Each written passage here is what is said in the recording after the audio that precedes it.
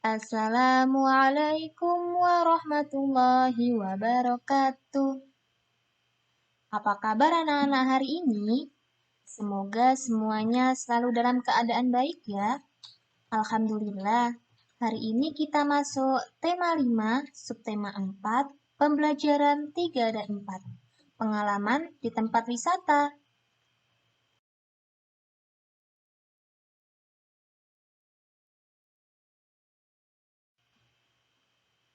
Sebelum kita memulai pembelajarannya, seperti biasa, kita tidak lupa membaca doa terlebih dahulu. Doa sebelum belajar. Sikap berdoa. Tangan diangkat, kepala ditundukkan, berdoa mulai. A'udzu billahi minasyaitonir rajim. Bismillahirrahmanirrahim. Raditu billahi robba wa bil islami dina wa bi Muhammadin nabiyya wa rasula. Rabbi zidni ilma warzuqni fahma. Amin. Ya Rabbal Alamin. Apakah anak-anak sudah siap untuk belajar hari ini? Tapi sebelum itu, silakan dibuka terlebih dahulu buku tematiknya halaman 188. Kita mulai pada pembelajaran 3 ya. Beni bersama keluarga pernah berwisata. Berwisata mengunjungi Pulau Komodo. Pulau Komodo berada di Kabupaten Manggarai Barat. Kabupaten tersebut berada di Provinsi Nusa Tenggara Timur atau kita singkat menjadi NTT. Di sana terdapat banyak komodo. Komodo pemakan daging, seperti daging kambing atau daging unggas. Nah, ayo kita amati. Pada gambar tersebut, di situ sudah ada tempat di mana komodo tinggal. Dan gambar yang satu lagi, di situ komodo sedang makan daging kambing.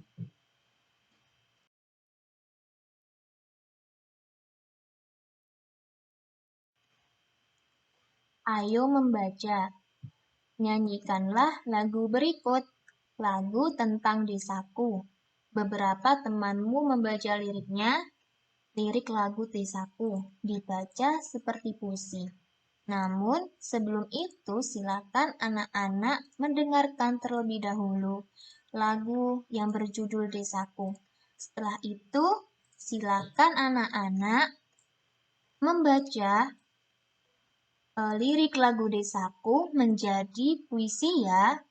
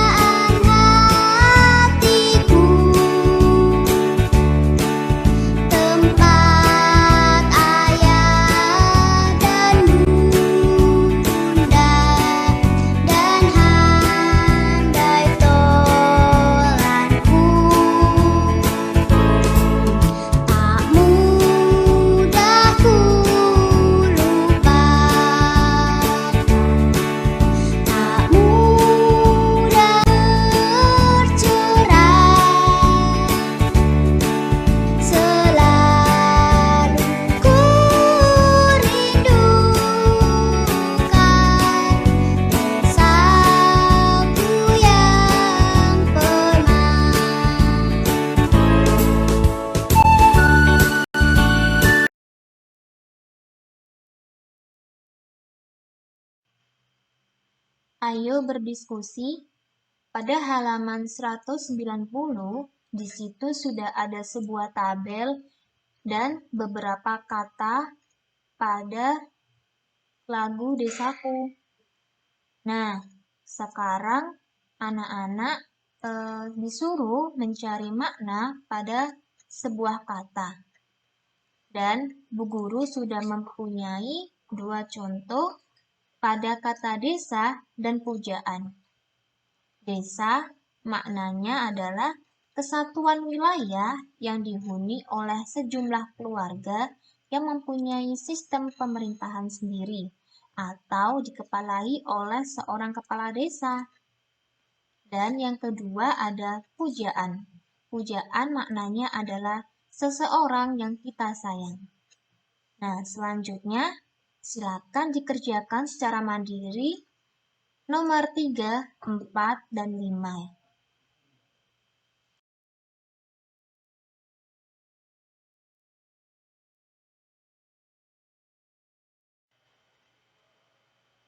Ayo menulis.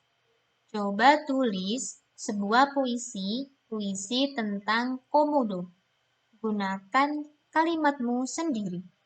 Namun, Bu Guru sudah memberikan sebuah contoh puisi yang berhubungan dengan komodo.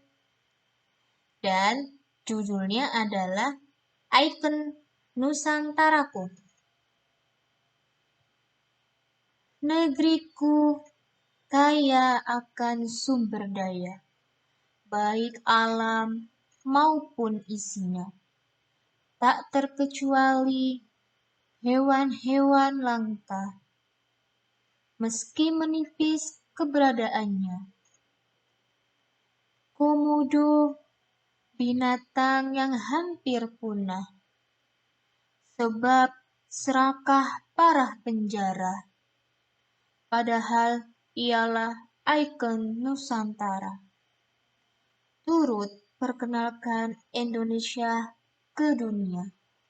Nah, itu adalah contoh puisi tentang komodo. Silakan anak-anak ditulis kembali pada halaman 191 ya. Namun, Bu Guru akan menjelaskan sedikit penjelasan puisi di atas. Nah, puisi di atas terdiri dari dua bait. Bait yang pertama itu negeriku dan bait yang kedua komodo.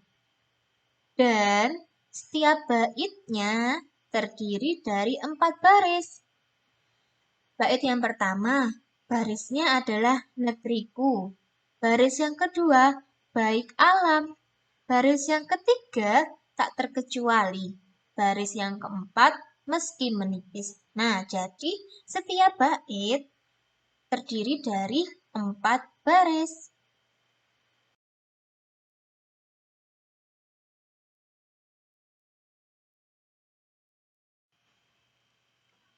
Kerjakan soal berikut dengan benar pada halaman 191. Di situ sudah ada 4 soal, silakan anak-anak dikerjakan. Nah, ayo kita baca bersama-sama soal tersebut. Nomor 1, panjang badan komodo 146 cm. Panjang ekor komodo 152 cm. Berapa meter panjang badan dan ekor komodo tersebut? Nah, kira-kira itu penjumlahan atau pengurangan ya. Soal nomor 2, komodo jantan panjangnya 314 cm. Komodo betina panjangnya 298 cm. Berapa panjang kedua komodo? Kira-kira itu penjumlahan atau pengurangan ya. Soal nomor 3. Anak komodo panjang badannya 63 cm. Ekornya 56 cm. Berapa meterkah panjang badan dan ekor anak komodo? Nah, kira-kira itu dijumlahkan atau dikurangkan ya. Soal yang terakhir, nomor 4. Anak komodo jantan panjangnya 65 cm. Anak komodo betina panjangnya 60 cm. Berapa meterkah panjang kedua anak komodo? Ayo, kira-kira itu penjumlahan atau pengurangan ya. Silakan anak-anak dikerjakan pada buku paket.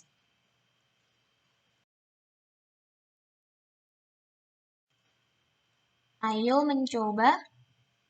Benny membuat jenis hewan dari kain flanel. Coba lakukan seperti Benny.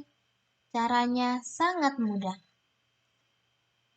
Ayo kita simak langkah-langkah cara membuat sebuah karya tersebut. Yang pertama, sediakan pola hewan dengan kertas karton. Yang kedua, buat pola pada kain flanel. Bentuklah seperti hewan.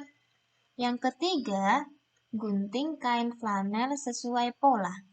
Dan yang terakhir, tempelkan yang sudah digunting hingga membentuk sebuah hewan. Perhatikan contoh berikut ini. Di situ sudah ada beberapa contoh karakter hewan yang terbuat dari kain flanel.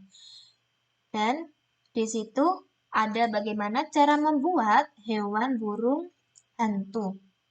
Dan yang pertama, kita harus membentuk sebuah pola badannya terlebih dahulu. Setelah itu, kita membentuk matanya, atau hidungnya, atau badannya, perutnya itu.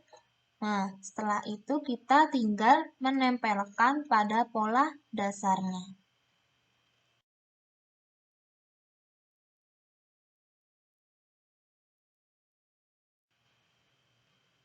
Contoh lainnya. Nah, di sini Bu Guru sudah memberikan beberapa gambar contoh karakter hewan yang terbuat dari kain flanel. Silakan anak-anak buatlah minimal 2 karakter hewan kesukaanmu dengan bahan flanel seperti contoh di atas. Tugas ini dikumpulkan pada hari Senin, tanggal 8 Februari 2021 melalui e-learning berupa foto dalam bentuk kolase ya. Silakan meminta bantuan orang tuamu untuk memfotokan hasil karyamu. Dan jangan lupa foto bersama kamu.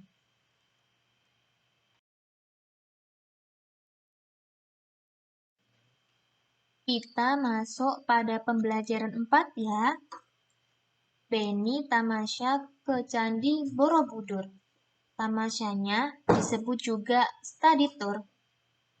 Benny meminta tolong pengunjung lain.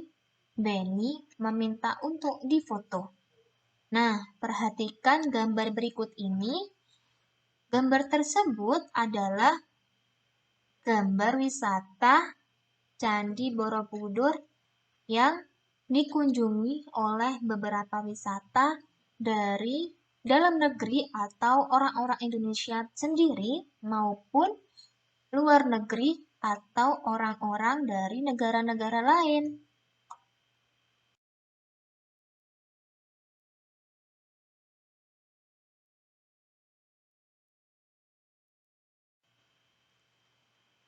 Ayo mengamati pada halaman 194. Di situ sudah ada sebuah gambar yang menunjukkan Benny sedang meminta bantuan kepada orang lain memfotokan dirinya dengan background Candi Borobudur. Nah, Bu Guru sudah membuat percakapan antara Benny dan orang lain yang bernama Dani. Simaklah percakapan antara Benny dan Dani ya. Benny, hai, namamu siapa? Namaku Benny. Bolehkah aku minta bantuan? Dani menjawab. Hai juga, namaku Dani. Boleh? Benny menjawab. Aku minta tolong fotokan aku dengan background candi ya. Dani menjawab. Oke, siap. Nah, setelah difoto, Benny langsung mengucapkan terima kasih atas bantuannya Dani. Dan Dani menjawab, iya Benny, sama-sama. Nah, ketika kita meminta tolong atau meminta bantuan kepada orang lain, kita harus meminta tolong dengan cara yang pertama, harus ada kata tolong. Dan yang kedua, ketika kita minta tolong, harus dengan kata yang sopan dan santun. Nah, itu termasuk ungkapan permintaan tolong.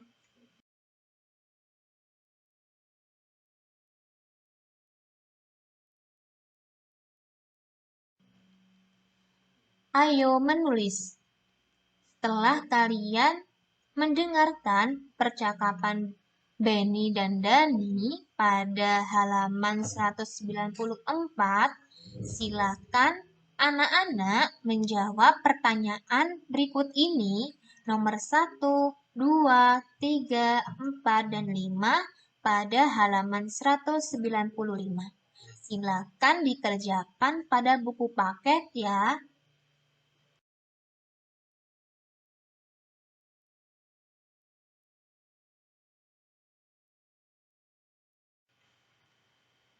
Ayo berlatih.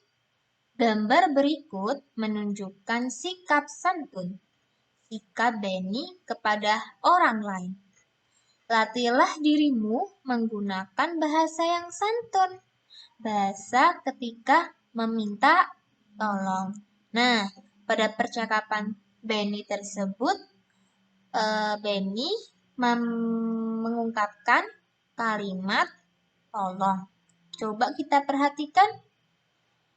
Maaf mengganggu, namaku Benny. Bolehkah minta tolong mengambilkan foto dengan latar Candi Borobudur? Nah, si orang yang dimintain bantuan itu menjawab, oh ya, namaku Dev. Aku pengunjung Candi Borobudur. Bagaimana kalau bergantian mengambil fotonya? Nah, di situ Benny meminta tolong kepada Dev dan Benny tidak lupa untuk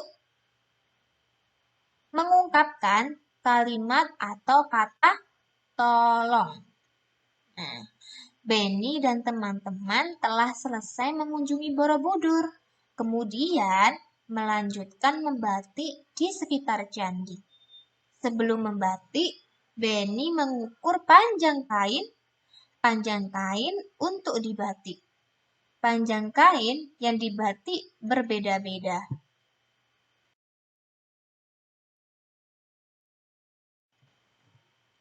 Ayo berlatih. Perhatikan data berikut, data tentang panjang kain untuk membatik. Nah, tadi sudah Bu Guru jelaskan kalau Benny dan teman-teman akan membatik. Nah, yang pertama, kain Benny memiliki panjang 140 cm. Sedangkan kain Edo ada 3 meter. Lalu, kain Dayu ada 1,4 meter. Kain Meli ada 160 cm. Dan yang terakhir, kain Udin 2 meter. Nah, kira-kira siapa yang belum kebagian? Yaitu Siti dan Lani belum mendapatkan kain.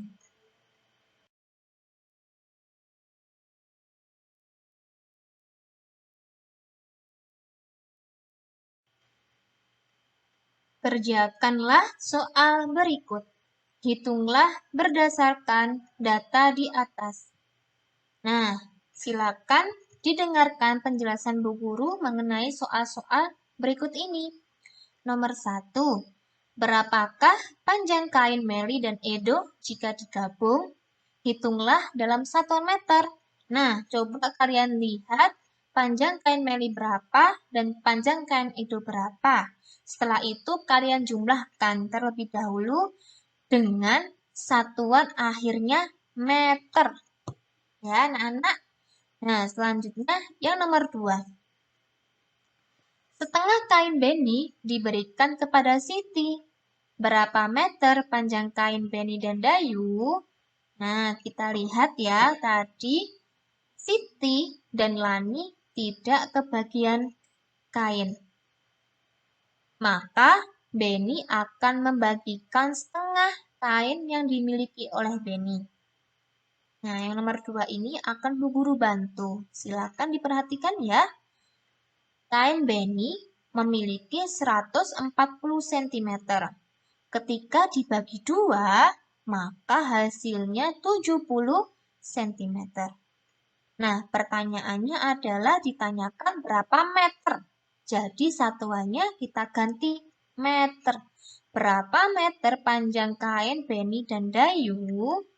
Nah, tadi 70 cm itu kita ganti menjadi meter, maka hasilnya adalah 0,7 meter. Kenapa Bu Guru kok bisa 0,7?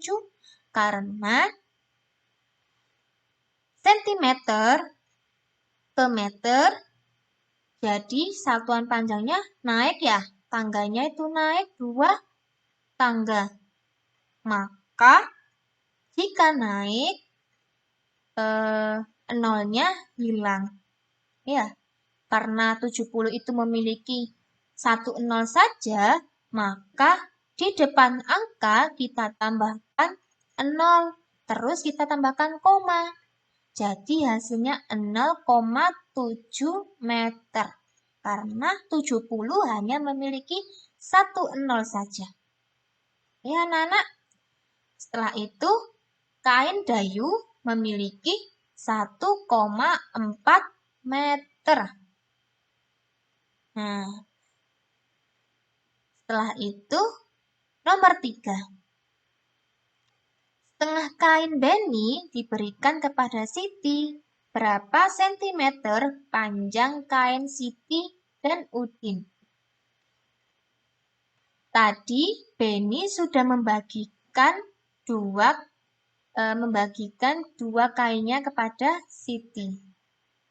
Jadi kain Benny tadi kan 140 ya.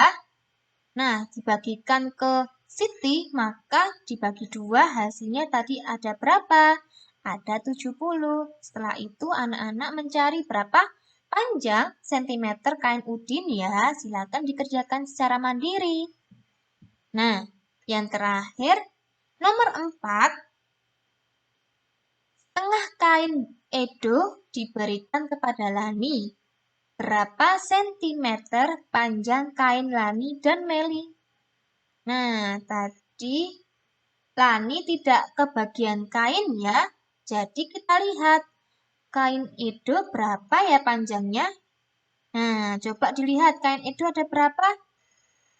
Kain Edo ada 300. Coba kalian bagi 2, hasilnya berapa?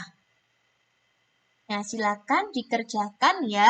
Kain Lani berapa panjangnya dan kain Meli berapa panjangnya. Silakan dikerjakan secara mandiri. Nah, setelah itu kain hasil membatik di bawah polan. Kain batik dijadikan bahan dasar hiasan. Hiasan bingkai foto. Hal ini sebagai pengalamannya di Candi Borobudur.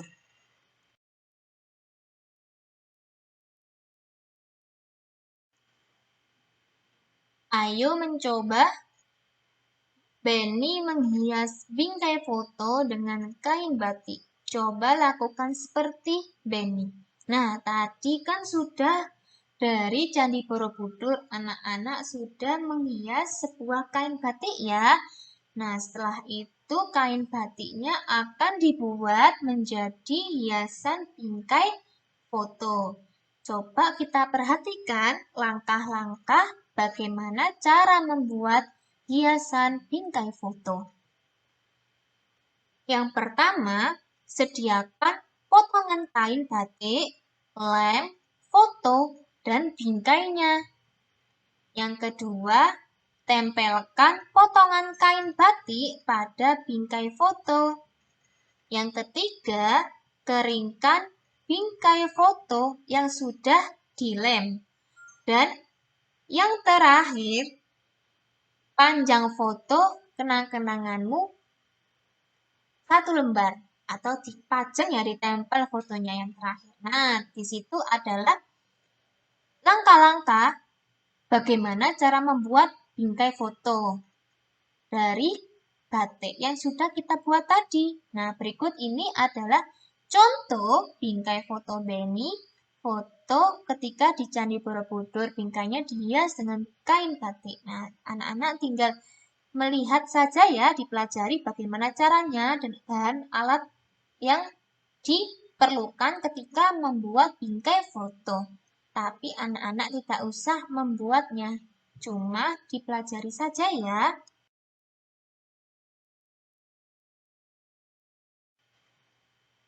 Alhamdulillah, pembelajaran hari ini sudah selesai. Semoga apa yang dijelaskan oleh Bu Guru, anak-anak bisa memahami dengan mudah ya. Dan semoga ilmu yang kalian dapatkan bisa bermanfaat untuk diri sendiri ataupun orang lain. Terima kasih anak-anak. Semangat belajarnya, pantang menyerah. Jangan lupa sholat 5 waktu dan ngajinya ditingkatkan lagi, murojaahnya ditingkatkan lagi. Ya, Bu Guru akhiri terlebih dahulu. Sebelum itu kita baca hamdalah bersama-sama dan kafaratul majelis. Alhamdulillahirabbil alamin. Subhanakallahumma wa bihamdika asyhadu an la ilaha illa anta astaghfiruka wa atubu ilaik. Guru akhir terlebih dahulu. Wassalamualaikum warahmatullahi wabarakatuh.